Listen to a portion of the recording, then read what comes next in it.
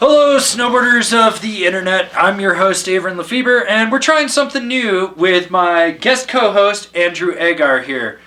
This is a one-off right now. Maybe it'll be a regular thing. Maybe it won't. We're going to test the waters with having rotating co-hosts with the podcast. I know you're used to seeing Kevin or hearing Kevin, depending where you watch this, whether you're on Podbean, Stitcher, Google Play. Not iTunes, though. They still hate us on iTunes. They will not accept the podcast on iTunes. Or if you watch us on YouTube. So I've known Andrew for probably like 7-8 years now. And I've helped him with his snowboarding career when he was sponsored. Young Padawan. Yes, I've filmed him. I've done stuff to just prolong his life in snowboarding, and now he's living in a van or in a truck down by the river. Yeah, one step up from a van, because vans get stuck by the river. Trucks have four-wheel drive, so then you can get out of the river. Because if you're in the wintertime, there's going to be a river and there's going to be ice and mud. Yeah. It's just what it is. But Andrew's an interesting character I've known, has some strong opinions. We're going to test some of them. We're going to be talking a few different topics, snowboarding culture, mental health. There was a great piece from John Oliver about the WWE and its wrestlers and how basically snowboarders are professional wrestlers. Dude, I've said this for years and people don't believe me, but if you think about it, a professional snowboarder is the same thing as a professional wrestler. They're a free agent that searches for a contract to get paid, and they're not a real employee of the company in most respects. There's very few pros that are actual legitimate employees. They're all 1099 independent contractors, which is the same thing. And so we're going to talk about that and just a bunch of different topics and kind of go from there and see it. But you can follow Andrew on Instagram and follow his journeys, whether he's launching hips in the park on a LibTech Orca or he's splitboarding solo to the peak of a mountain, which I don't recommend. Well, don't have your friends bail on you. That too. Some people are whack. Splitboarding involves waking up early, typically, you know? Yeah. Unless you like that hot pow, but I mean, whatever floats your boat, guys. Yeah. So anyways, we're going to dive into some topics here, starting off with a little bit of John Oliver's whole piece on professional wrestlers in WWE and how it kind of correlates to the whole snowboarding thing, because you actually hit me up on Instagram about this, so I'm going to let you take it and kind of... So, John Oliver posted a piece, I think it's about 2 weeks old now, but it was on WWE wrestlers and the treatment that they receive as, well, contractors, basically. I mean, much like a MMA fighter would be, you know, there's levels to that shit.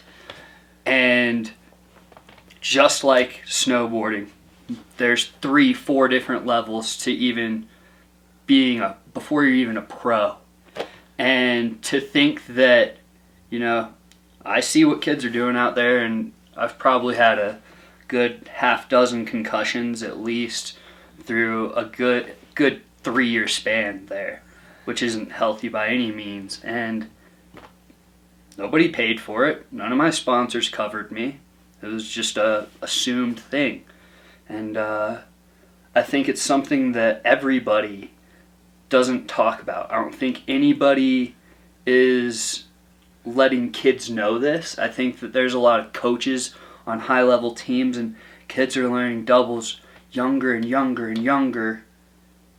But nobody has said a thing to these kids that, like, hey, you know, you can only take so many of these hits before you end up in a position where you will not recover from it.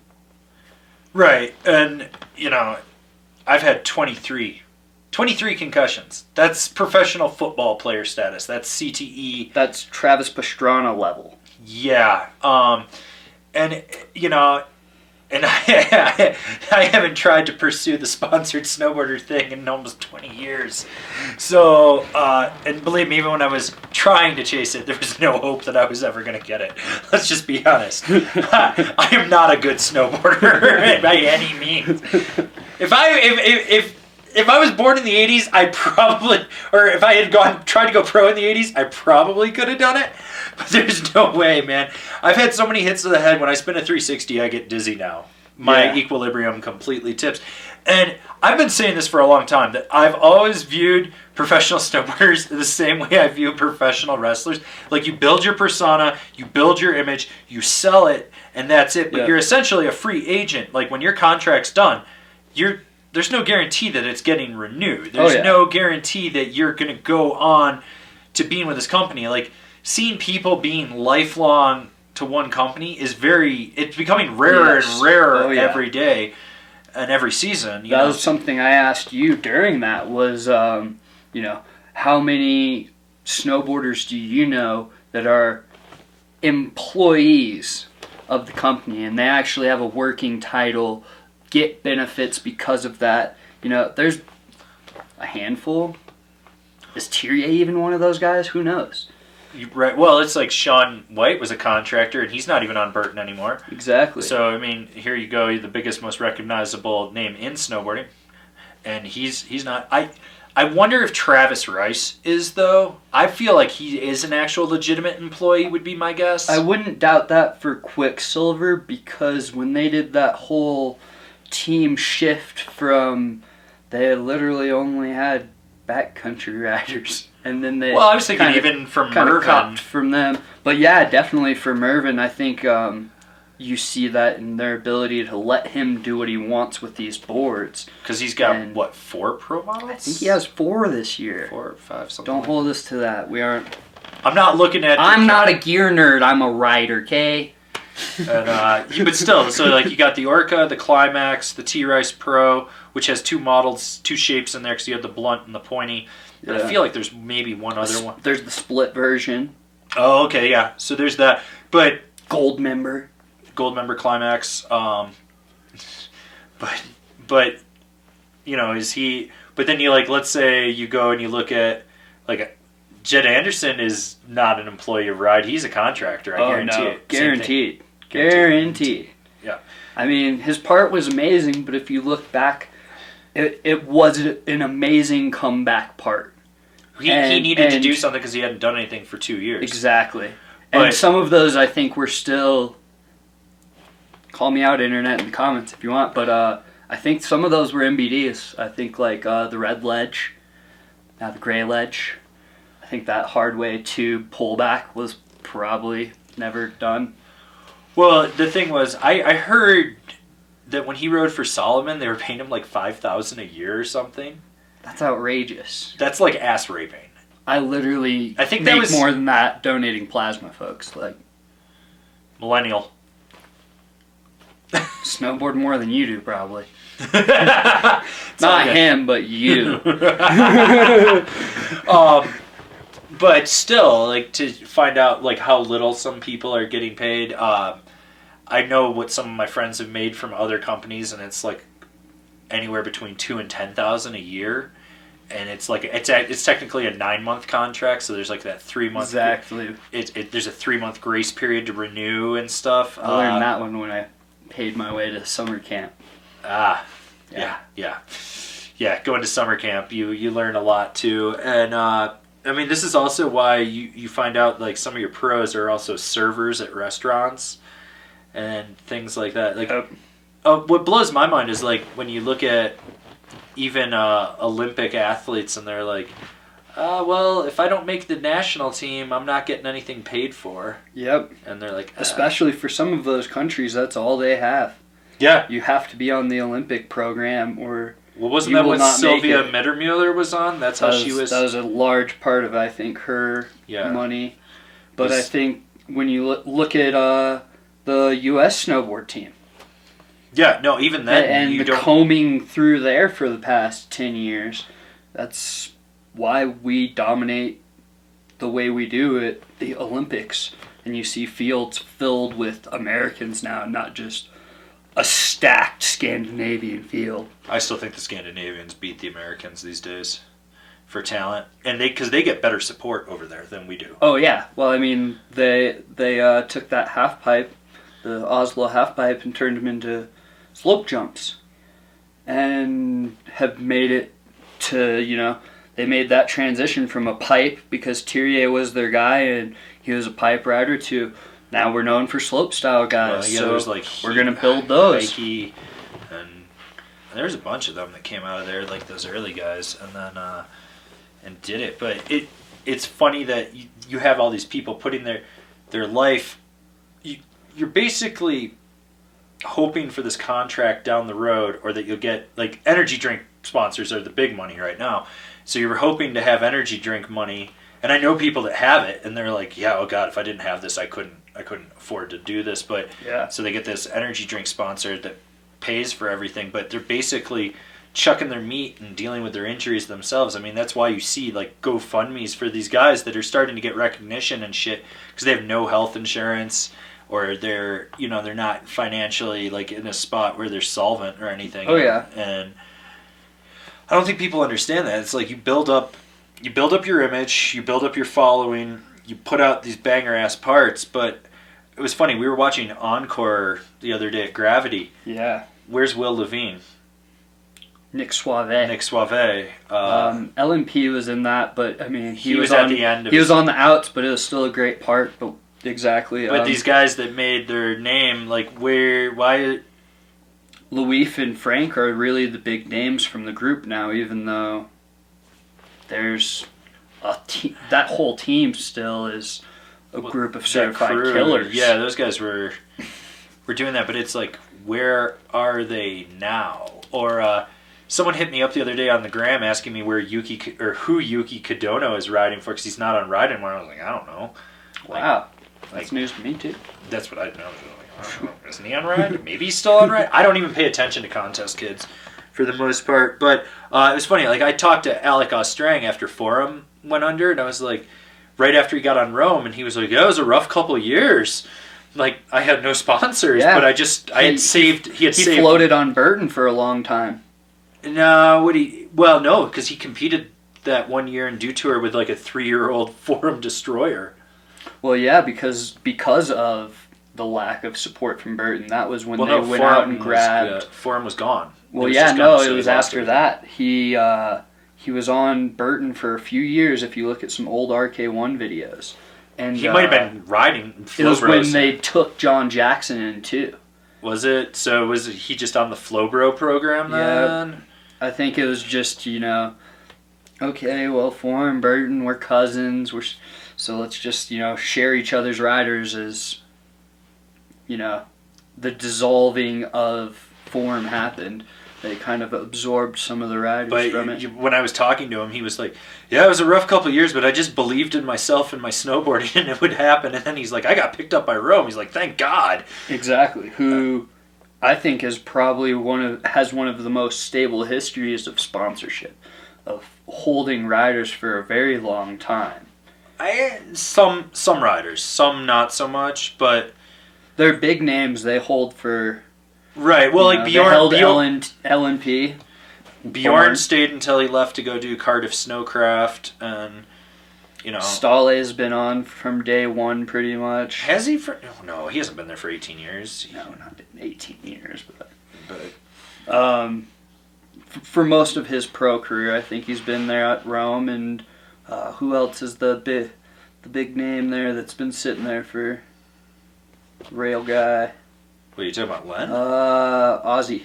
Oh, Ozzy. Ozzy Henning. And Len. Len's been on since, I think, the early 2010s. Maybe when... I thought, yes. Part of that whole RK1 Scandinavian. Yeah, so there's that. But you really... Like, John Oliver really hit on, like, these guys are, basically... They're going from contract to contract. They're paying their own insurance. They're all suffering health problems now, which snowboarding's still relatively young. We're going to start to see people having real health problems. And you look at some of the older guys now and it's like, where are they? Or they're not snowboarding, or they're barely snowboarding. Like Chris Roach. Knee's just gone. And he just came back, Yeah. Like, just came back within the last 3-4 years. But he had like solid 3 years and then was just gone, and he's that, and it's like, yeah, like you were saying, no one tells any of these kids coming up that how hard it was. During USASA Nationals Week, Crowbar and Tommy, the two head coaches for Mount Snow Academy, had me come over and talk to all the kids. And so I spent 2 hours just giving them the rundown on like what sponsorship actually is in this day and age and what they need to know.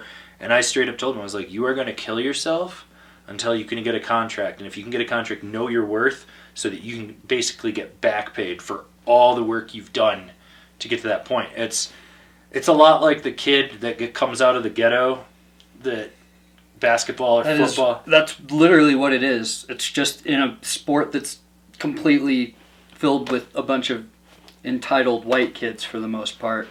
Well, it's like I love seeing all the kids that. It's funny to go and talk to an academy when you see the kids that are like at an academy, because those kids. There was a few in there that were a little questionable. There was some like that really were like, oh, okay, this is what it is. And I was like, it's a business. You've got to do this. Like, if you're getting free product, you have to be promoting said product and making that sales back so it equals out. Otherwise, it becomes a loss instead of a zero sum or a positive gain. Don't be a leech to your sponsors. That's the quickest way to get dropped. If you cannot sell gear, if you don't have a gimmick, despite what all your friends are going to tell you, then you gotta be able to sell yourself. It's like that one X Games where it was 1660 triple cork mute, 1660 triple cork mute, and it was like all the way down the line. I was like, there was no difference. No difference, and it's why are you doing that to yourself and following the same trend? Because you're unmarketable at that point. Like, to me, I just looked at that and like, oh, well, read at the Olympics. The fact that the way he hit things was so different than everything. And it goes back to Sage, too. Like, with Sage, the first slopestyle, he stood out because he did things differently. And it's that, but at the same time, look at Sage. He's got no board sponsor. He had to start his own company. I mean, I don't know what that Olympic money was looking like for him, but I'm guessing it was pretty good and has allowed for him to kind of float and figure that out. I think he's still got his energy drink money. I think he is swimming in Monster for sure. Oh, yeah. I mean, not that that's the healthiest thing, but I remember spring break Lick the Cat at Mammoth, that video, shotgunning the Red Bull, or the Monster, sorry, and then backed up 10 Japan. And that was like the very beginning of that whole, wow, this guy's got amazing style. He sets himself completely apart. Go back how many years? That's almost 20 or 30 years if we go back to UC and the Butters. That's about 20. 20? Late 90s. And he did them early. He wasn't doing any of this little 180 before the jump. He was doing it 180 in the flat bottom, holding on his tail, and then you're talking like any of the old robot food ones where he would just hold those in and differentiate himself. But at the same time, look at how many guys come out of snowboarding, and if they don't end up working in the industry or becoming a TM or something, like they're contractors. Nothing wrong with that. It's just like they don't. How many of them didn't come out with any money afterwards, or came out with broken bodies and stuff, or are just popping pills and whatnot because they're just broken and beaten. And then look at how many people currently that are at that top tier or filming tier or anything where they're getting recognized and they're eating Percocets to just get through. Like that what was it? The one with Iro Edela where they went the Red Bull one and they showed him he had nothing left of his knees and he was eating, was it Oxy or Vicodin before he would hit street parts because his knees were just deteriorated. I heard some things about some of the guys on the Olympic squad too, the year going into that and even after that from people that we both know. Oh yeah, no. That their bodies are just torched. I mean, they killed themselves and going halfway down, sick guys, but at what cost? Like We used to have jumps that were like very low impact. Now it's like give up the low impactness for like halfway down to add a cork or a 360, and you guys are going to feel it in a long time. Everybody will. Well, my big thing Regardless. is I want to see when we're going to hit that generation that hits their like late 30s to early 40s, like my age, and they start either killing themselves or having extreme bouts of violence and doing things. And is it going to be because of all these concussions and stuff? Like, I know certain things set me off, especially after the last concussion. Like, I can't use any detergent with a scent. I can't use deodorant with a scent. I can pretty much only use Irish Spring soap because it's the only thing that does not set me off. That's disgusting, but I mean, you have to do what you gotta do. It smells just set me off. It's like when I'm at work at the liquor store and I'm stocking the cooler, if someone comes into the beer cave and they're douched in cologne, because it just recirculates in there, yeah, it'll piss me off to no end. I can't go in there for like 15 minutes because I just get clear out. It makes me angry. I get so pissed off, and I'm just like, the fuck is your problem? Or and there's his name, folks. And then the short, like, someone will come at me even mildly passive aggressive, and it's like 0 to 100 with me. There's just no, I can't. I won't back down, and I will. It's always fight. It's never flight. It's always fight. You know, like, I'm just not gonna deal with it. And I see it, and it's like wrestling tries to hide that up. Like Chris Benoit, who killed his whole family. They said that, what was it? He had the brain of like a 70-year-old boxer, and he was 45 or something like that. And then was it Dave Mira that killed himself, the biker? Yeah, and that was recent. Yes. Yeah, and Dave was dealing with all of that and how that ties into everything. Like, I know that the last concussion I got, I wasn't right for almost 6 months. Like, everything was weird. What helped me was I got eye surgery, and that corrected my vision, but my vision didn't get corrected for a month after. Like, it was just, my brain couldn't reset. And then if anyone that's listening or watching this goes back and watches the old product review videos, look at my eyes. I guarantee you I look like I'm just staring, like one pupil is super dilated, and I look like I'm staring off into space. I shouldn't have been re-recording stuff that I had done, but I'm super cognizant of everything that goes on, and I can tell when something's wrong. And from that last hit, I've had depression, which I've never really had, and I mean to the like crippling depression. Like, there was days I did not get out of bed and just sit there and be like, I can't deal with this. And snowboarding tries to go with the positives all the time, and I think that there's a huge hiding in there of like, how are people dealing with it? I mean, it's like, I constantly wonder about Ben Ferguson after snapping his femur. Like, that's gotta fuck with your head. Oh, certainly. Or what about the when he got Flight for Life out of the backcountry too? Oh, you mean not Ben Ferguson, Mark McMorris. McMorris, okay, that's yeah. it, yeah. But no, certainly. I forgot what contest I was watching recently, and he actually did the front triple that he broke his femur on, and he did the same thing and over-rotated, but he did not try to stand up at the bottom of the landing. He just sat down? Yeah, because that's what broke his leg is he tried to stand up at the bottom of a jump that, he was going pretty fast through some chop and just put so much torque on your leg. It's like anyone who's hit a jump in the backcountry, a lot of blown knees and dislocated elbows and shoulders come from an arm going into some pow and just getting completely yoinked because it's so locked in there.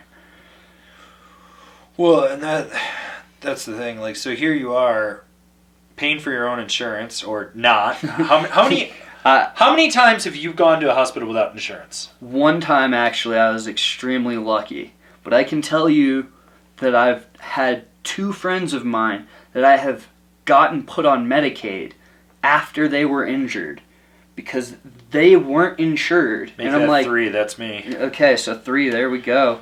And it's one of those things where, like, getting the fact that you have to explain, look, it's not taking a handout. It is what it is there for. If you have an accident, it's not like you're trying to get hurt. That's what a lot of these old angry people don't understand when you're hitting a street spot or in the backcountry, or when you tell them that you go hit the jumps and you're talking to the tourist from Texas and they're like, oh, you're crazy. Well, you know, you understand the risk and you understand how to mitigate it.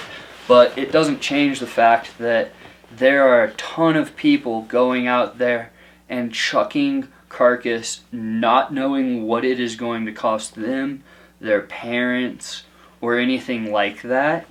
And it's sad that we don't have a community that's speaking up more on that because of the need to be a cool, tough guy, snowboard, you know, and it stems from that skate culture of, like, you slam, you get back up again kind of deal. And it's like, that's great until you take a slam that you don't get up from. Because... so when I ruptured my spleen and got flight for life, it was a little over 10 grand for the helicopter ride. I think it's like almost 50 now, which I was like, damn, that's... Not surprised. It's really gone up since 2002. But,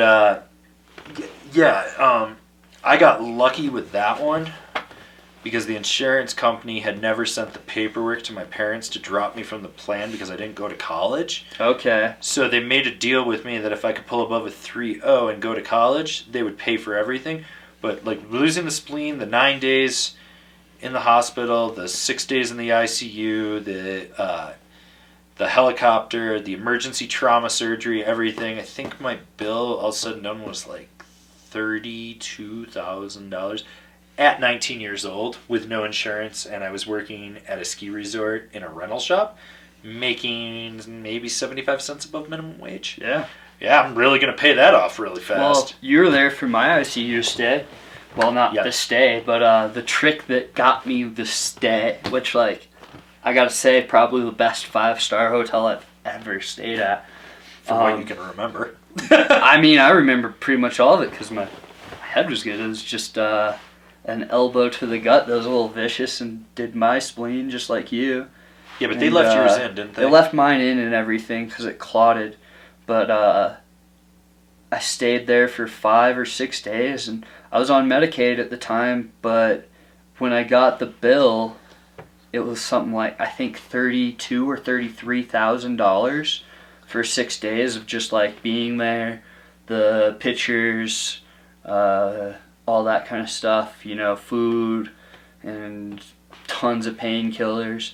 And I actually was only allowed to go because they were able to finally feed me because I couldn't even eat because my stomach was so bruised from the impact.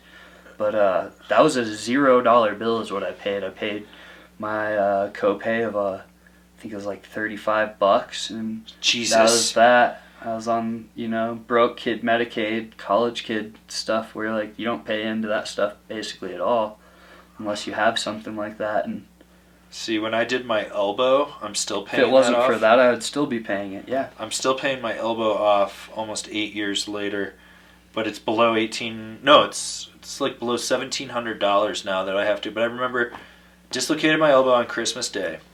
Went to the Merry Christmas, right? Went to the care clinic. Told them exactly what they needed to do. I was like, just give me a muscle relaxer and you can pop it back in. And they didn't listen to me. They gave me a memory block. They never do. And then they tried to hard twist it back in. Dicks. Woke up in the back of the ambulance in Frisco and was like, how the fuck did I get here? And they're like, oh, well, you signed the paperwork. I was like, I didn't sign shit. You made me do that when I was out of my mind. The ambulance ride to go 9 miles was $1,500. I did not pay that bill because I was like, let me see the signature. It's like, that's not mine. It's like, there's no way I could sign. My right arm was twisted 180 degrees. Like, it popped and twisted. And, but I had to get what they call surgery, even though it wasn't. Thank God the surgeon there listened to me, and I was like, I guarantee you if you give me a a muscle relaxer, my arm will just loosen right up and it'll go back in. And he's like, yeah, we give you a muscle relaxer and it went right. No shit, my tendons are too long and ligaments are too long for my bone structure. My joints dislocate anytime I want. But still, I think at one point I had like, it was like $5,500 in debt on that one, or like in bills on that one. I was like, how the fuck do I pay this? And like, I was working with them, but it's, and that was just for product testing a board on a jump that was a little too icy on the lip. And that's a case where, you know, who are you doing that for? The internet. Well, you know, in that case, you own your own business. Maybe one day you'll be able to provide yourself health insurance through Angry. That'll be the day, right? That day's coming sooner than we think. But it's one of the biggest things is like struggling with the whole insurance thing. Like, I mean, fuck, how many friends of mine haven't had insurance and gotten broke off and just... It had steep bills. Steep bills. The ones we're talking about are mellow. 6 figures, then you're looking at like, you know, oh, you had an emergency surgery. You know? Well, it's like our friend Vic's got a plate in his head, and I think he told me at one point it was like they hit him for like $100,000, and he was just like, dude, I was like in a coma and shit. Like, what do you want me to do? Yeah, I can't pay this.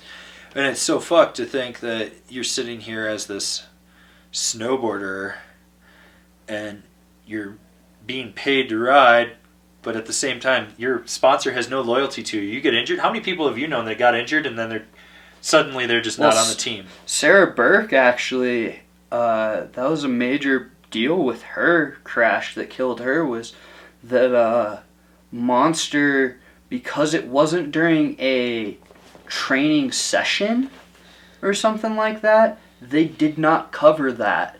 And I mean, they ended up going like halvesies at the end of the day, but it was one of those things where if it wasn't for the internet putting them on blast, they probably wouldn't have done anything for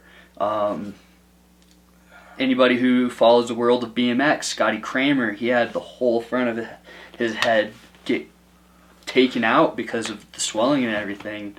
I mean, I know a couple of his sponsors helped out, but that dude had, you know, the same kind of recovery that a Kevin Pierce had, and you wonder, like, yeah, I mean, a lot of these companies can't afford that because they can't insure these kids. Well, they could. They could easily. They could. They choose not to because it's cheaper to make them an independent contractor. Yes. So it helps their bottom line. So here they are trying because the turnover rate's extremely fast. Well, what is it? Every year the window gets smaller and smaller to be a pro. Like, you know, I think the best thing you could honestly be is be a regional rider that figured out how to make good Instagram edits and just give it to the parent company so that you get promoted. Like, that's the way I look at it. Yeah. Is regional pros are really the ones that have it made because they don't have anything hanging over them to produce anything, but if they do, they get promoted and they get stuff, and they still keep getting their freebies and maybe a company trip here or there and whatnot, but they get to live their life. Young Dolly is a perfect example of that. And, you know, not exactly my kind of guy, but he figured out how to fill this niche of really cool, fun mini boarding.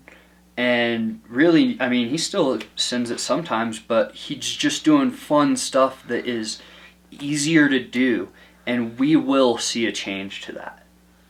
Oh, yeah. It's just, with the Peace Parks and everything, it's a matter of time before the 12-feature plaza centerpiece in the park is gone, because, I mean... Oh, God, that's a whole other anyone topic. who's seen it knows that it's only going to work a little bit. There's only... oh, my God, that's a whole other topic on another thing. There's, like, these fucking Plaza Parks that keep coming out with feet... Like, why do terrain park crews want to kill you?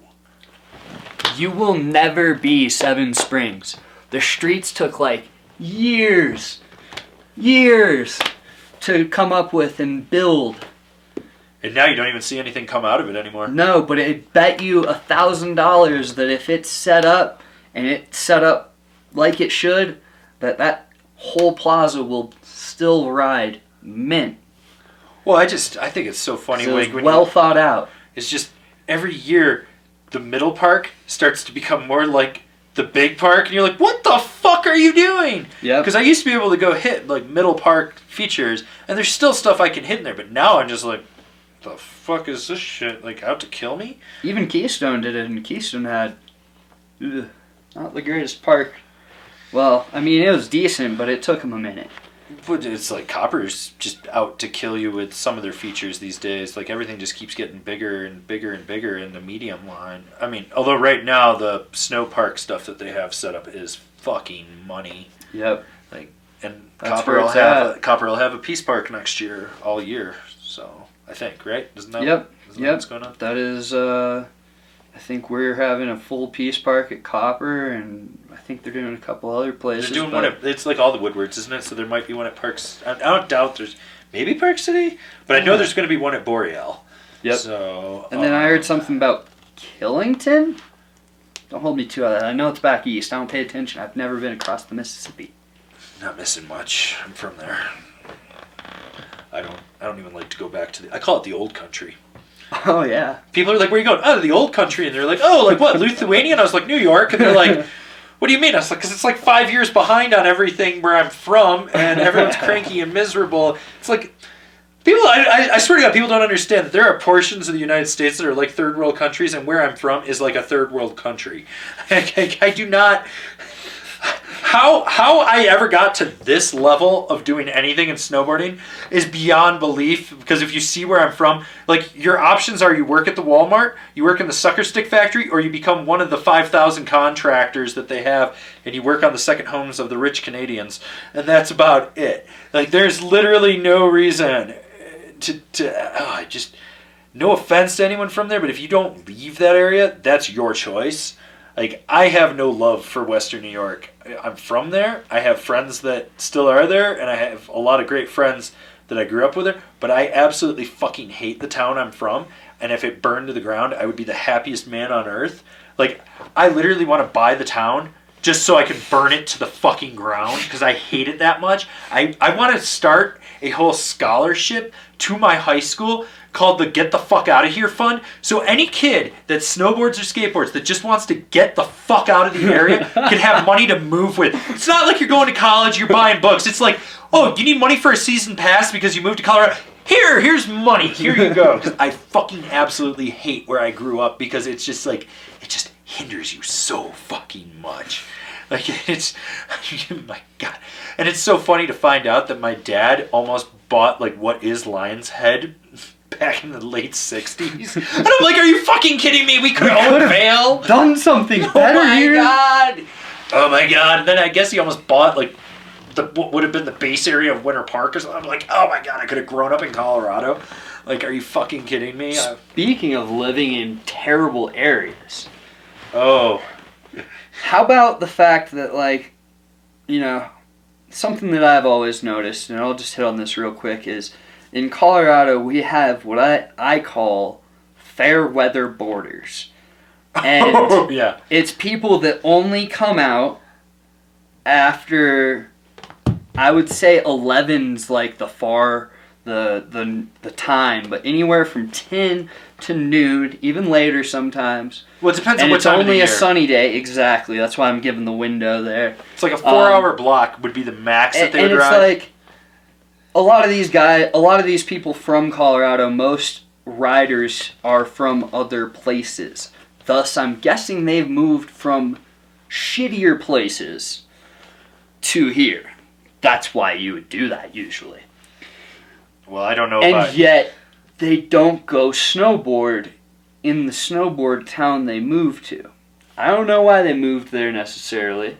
Well, it's like finding out people that move to a ski town that don't do anything outside and they hate the cold. Like, why the fuck did you move here? What did you do it for? Why didn't you just move to the beach? It's clear you like the sun. You like the beach. Like, why did you move here? I've had it explained to me by the city market, Africans always, and I'm just like, oh, you guys, like, you don't mess with the snowboarding thing, but, like, you are so over the hot weather where you went 180 degrees. You went, like, I'm going to go for cold and snow completely, like, full-on Johnny Tsunami kind of deal. And I'm just like, that is, you know, I respect that, because, once again, they came from a shitty place and they're in a nice place now and they enjoy it. Right, but fair weathered boarders, like that blows my mind. The people that like, and they only ride park. Powder day, you will never see them. You'll see an occasional person or two, but that's if they have the gear for sure, or if they're willing to brave it. But and I'm sure every little area has their people like that, but man, if you move to a nice area, I have no pity for you if you don't get out and go riding on like the days that aren't good. I mean, well, you gotta ride moved on the, there yeah, to ride, and just what you're about to say, I think. No, it's exactly it. You gotta ride on the bad days to really appreciate the great days, and I want to do a top fives where I go like the top 5 real truths about riding 100 days and riding 200 days. And it's like, there's a lot of days that just fucking suck. But you go out there, because I'd rather be snowboarding than working in a fucking office or working some bullshit job. I'd rather just go out, even if I only go up and make 3 runs. I don't care, because that's still 3 runs. Oh man, I've had plenty of those where you're like, okay, this is terrible. I'm doing 2 runs and I'm out. And you only did the 2 runs because you like pretty much had to. Like you had to either like get back to your car or something like that, you know. Well, I always think back to the Christmas day when my friend Kevin and I and his ex-fiance and her friend, we all went up to Keystone. It was Christmas Day. It was -25.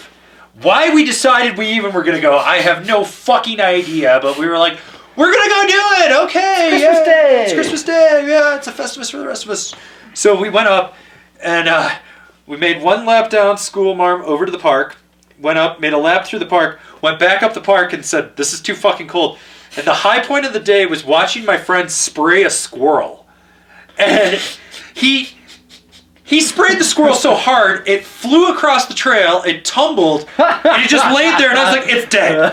It's dead. So I go over, and I'm like getting ready to poke it, and it just wakes up, and it's looking at me, and it's running side. It was totally concussed and fucked up. Well, I mean, it just basically did the same thing that people do when we tomahawk down the exactly. And it just sort of like ran off. And so we rode back down to Ink Spot, and we went to Ink Spot, and Mark Frank was in there, and he's like, yo, man, it's cold out there. And I was like, I know, right? And he's like, shit, I ain't going back out there. And I was like, yeah, no, I'm done.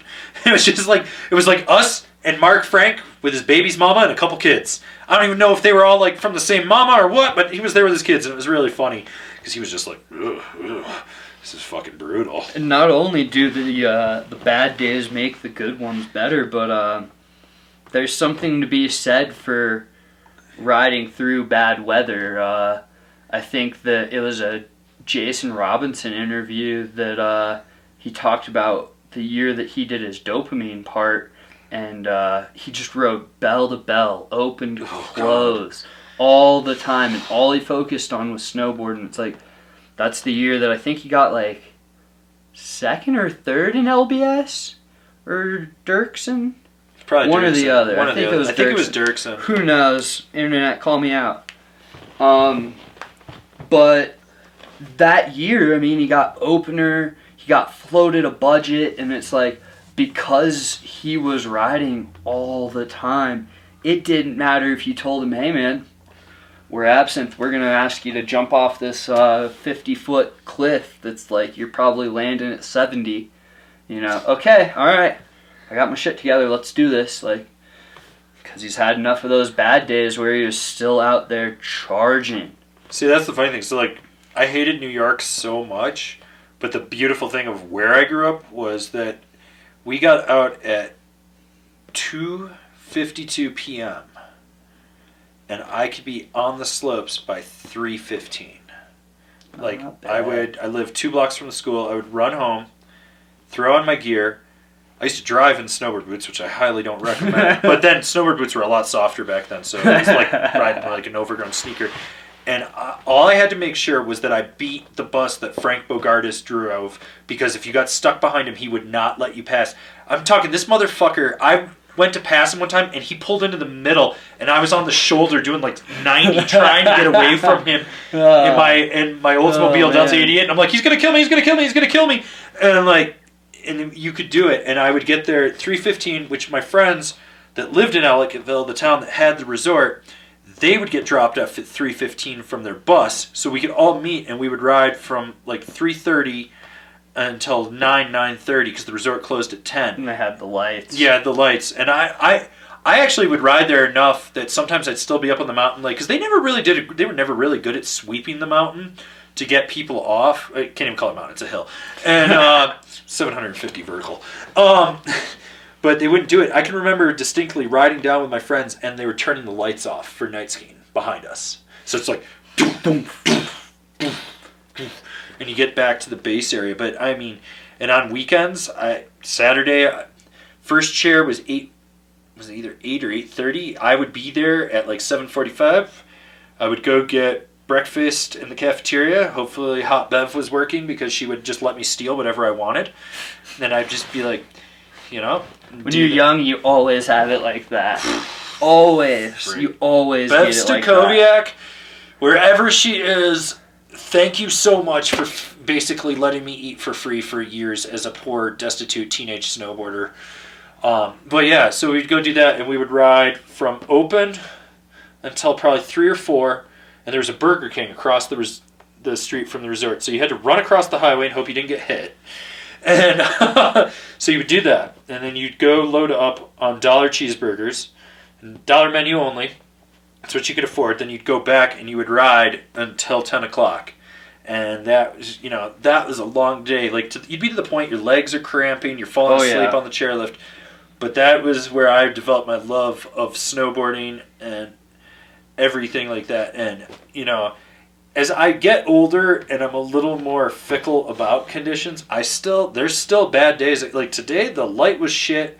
The snow was kind of weird. Still had a good day riding, but, and there's days I don't want to ride when I go out and ride. And I'm just like, you got to go do it. But I don't understand this whole, like, I won't get to the mountain till 11 and I'm done at 1. And half the time you're crushing beers at the top of the park with your boys. I don't fucking get that. I mean, I get it. You're partying. You're not necessarily partying, but you're just kind of doing the same thing that used to be reserved almost for after the fact. Right.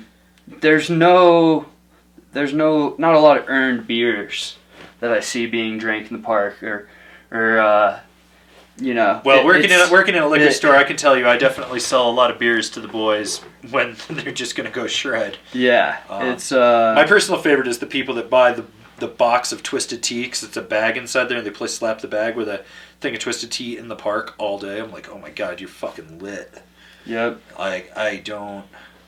But I mean, they're so consistent with their alcoholism that they probably don't really feel much. It's probably like if you smoke enough weed, you're really never that stoned.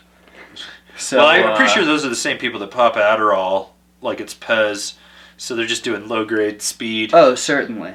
So that they can just stay even keel. Snowboarders are like, there's a class of snowboarding that's very close to the current rap culture.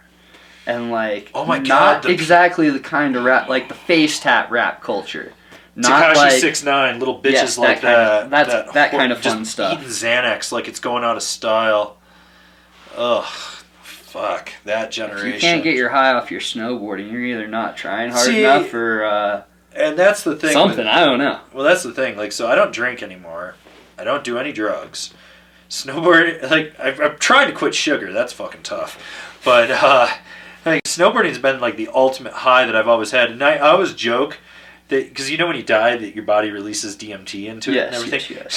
So I basically died snowboarding, so I've had the ultimate trip right there. These are facts. So it's, fucking, I don't know. And the thing is, it's like, these are people that also, these fair weathered boarders, at least from what I've seen, are also ones that try to be sponsored. But I'm like, you're not really fucking helping any brand. Like, well, you definitely, like, I've seen some of them around, and like, a lot of them do their part, but like,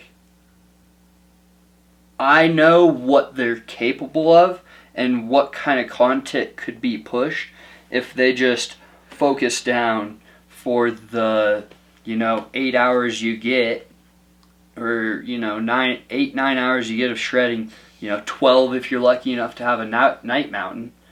And I wouldn't night ride out here. oh God, I grew up night riding Echo Mountain 9 to 9.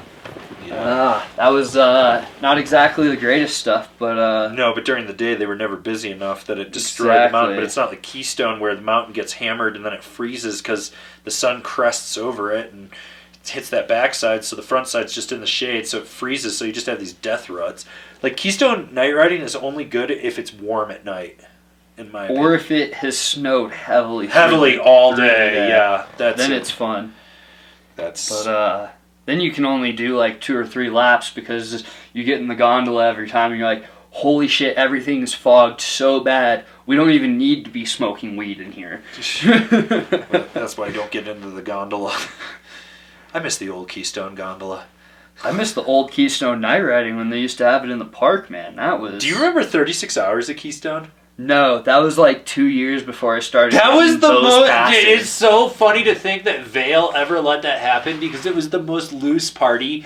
Like, people would hide booze the day before because they'd be checking bags. Yeah. I mean, you would see dicks and titties and ass. Just people butt naked going down the runs.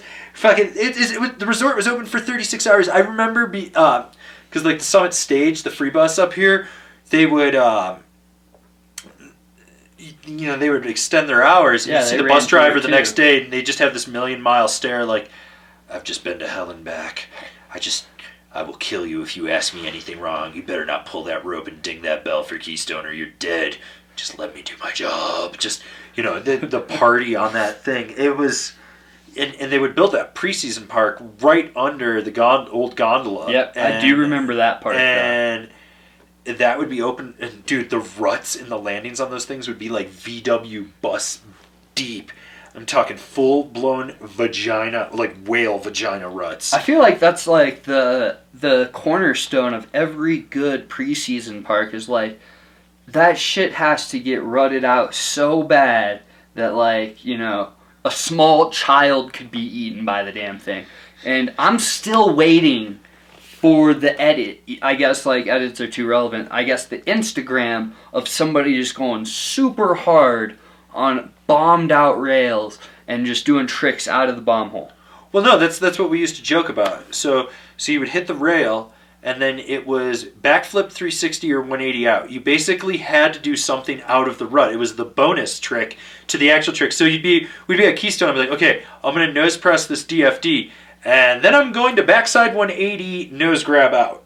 And everyone would be like, yeah, right. And then you do it, and they'd be like, what the hell? And they'd be like, there was enough of a lip out of it to do it. And that's, I don't know, it's something that's just... I feel like there's a whole generation that just kind of lost that because they've become a little too fair weather. Oh yeah, and not only I wouldn't even say the fair weather. It's a lot of it's all the same tricks. Like, there is so much to do. 1660 triple cork mute. Exactly. I mean, I know that like doing the grab switches is starting to become popular, and some rail tricks are starting to change. You're starting to see almost like the spin to win kind of like, look at me do 3 switch ups where like you would have got called a kook 3 years ago if you did 3 switch ups on a down rail and then did a 270 out. They would have been like, that swivels are coming back. See, further proof, the older I get, the more trends just keep returning. Exactly. I've lived through flannel 4 times. Because the fact is, if you do a swivel in the right spot, you're basically trying to defy death. Because, well, you're going to catch your edge if you're on the right rail. True. Not just reserved for tubes anymore, as we've seen from Jesse Paul and Cole Navin. Cole Navin's up there too with really being innovative. He's not just 2 in, 2 out. Well, how many times can you watch someone 2 in or 2 out over and over and over and over? You have to be able to change the tricks. Nobody wants to see you do every version of a crook. It's cool. Could have its place, but I think we need to bring Zeech's back full force. I mean, people are trying to mess with them. I saw some like over crook on the Instagram the other day. I watched someone do a hurricane. Like that. It was funny as shit. I was like, ooh. Hey, if you're dipped in there, man. I don't know what those edges look like. I might judge you if I feel your edges, but if you're trying to be cool and change up things, do it. My edges are always sharp, but that's because I ride a new board every day. These are facts. Facts. A lot of these kids, though, I don't know if they own a bastard file even. Probably not. I don't know. The fact that they probably just have you noticed that there's been a huge lack of people knowing how to fix any of their equipment or to DIY anything? Like, it blows my mind. Yes. The amount of comments I get on videos and stuff where people are like, I don't know how to do this. You don't know how to use a fucking screwdriver? Are you retarded? Like, that blows my mind. Like, how many people do not know how to fix something? One of the ones that I found popular was people with their split boards after they've taken them out for the first few times ever. The tip adjustments. Caracorms are a little better usually, but if you just have some basic clips that put them together, and then you got your tip clips. Or are you talking like the volet? Oh yeah, the volet clips. You know, yeah, because they stretch. They'll stretch, and you'll end up with a nice little 1/4 inch or 1/8 inch gap if you don't pay attention to your shit and put your board together every now and then. Take everything apart and pay attention to your gear on that one. I mean, that one. It blows my mind. So, like, when I did the boot fit month last year, how many people are like, this is really simple and easy. Well, no shit, Sherlock. It's creative problem solving. You take this. This is what you have. These are your tools and your materials. This is the boot and the problem. This is all you have. You have to figure out. Like, when I was growing up in New York, because of the way it gets so cold there, plastic, like, in the bindings would just break all the time. So, toe ladders, you would just snap ladders like they were nothing. So what we do is we take the old ski boot ladders and you drill holes in them because they were stronger plastic. Okay. And then you'd have to like grind them or cut them down to fit through your ratchets. We used to do that all the time. Like, I did that for a kid a couple of years ago. Like, I was just randomly in a shop and I was like, here, I can do this. I can fix this, even though they didn't have the actual like replacement. Yeah. The kid, like, mind was just blown. And I'm like, he said, you never would have thought of that. And I was like, I know you wouldn't do that for anyone who's not a shredder, so kid clearly understood the significance of, like, wow, this dude just fixed my shit with a part that's, like, not meant to do this. I don't know how many people don't understand how to do silly stuff like that, making little J-bar inserts for your ankles. I got little fucking girl ankles over here, guys. And, I mean, you know, fill it out. If your boots are too soft, go steal some clothes signs, little clothes signs that big around from your resort, and shove them in the back of your boot. Shove them in the tongue of your boot. No, actually, if you want one better than that, go down to the ski shop, because they always usually have the extra old tongue stiffeners from Nordica ski boots. Yep. Or Rossi, like the race boots. Most people buy them and they throw them away. They usually have a whole bin of them. They're cut perfectly that you can slip them in under the internal harness in the heel of the boot, and that will stiffen the back of the boot up. I used to do that with Burton Hales all the time. Yep. So funny, because people don't even realize that. Or, what was it? I was living in Washington, and my roommate, Nico, had a broken set of Drakes, and I had a broken set of Drakes. And he's like, we don't have any bindings between us. I was like, give me 5 minutes. And all of a sudden, I had Frankenstein these Drake bindings that were super, like, responsive in the straps, but stiff in the base plate and high back. He rode those things for like another 8 years, and he was like, still the best binding I ever had. And you built them out of parts. My brother used to take Drake bindings and Tech 9 bindings and make Drake 9s. And, you know, he would customize stuff all the time. And it's like, people, how the fuck do you not know how to fix anything? Like, are you the type of person, the car light comes on and the car dies and you don't even pop the hood, you just sit there and cry? Like, I don't fucking get it. Exactly. How do people not know how to fix things? Like, this whole culture of just lazy ass stupid people. On top of the fact you have a fucking smartphone, which is essentially a computer hooked to the internet. Google that shit. Speaking of a computer that's a phone, this is totally off the subject of snowboarding, but Galaxy came out with a freaking phone that folds. So, yeah, the Samsung Fold. I mess with it because if there's one thing that sucks for snowboarding is it's having something this big in your pocket that if you mess up, you're probably going to bend your fold. The problem is glass isn't where it needs to be, so you're going to have a weird spot in the middle of that. And how durable is it? How many times can you fold and unfold that before it breaks? Well, and if one side breaks, does that... This is the people that had the exploding battery. I do own one of their phones, but I don't own that one. I'm an Apple guy. I'm fine with it. People can hate me for it. I don't give a shit. It works for what I need it to do, and I know how to use it. I think Android is inferior. It has especially a spot in snowboarding because of the need to film and get it directly to a place. But that being said, iPhones film like garbage. I don't care. Phones film it garbage in general.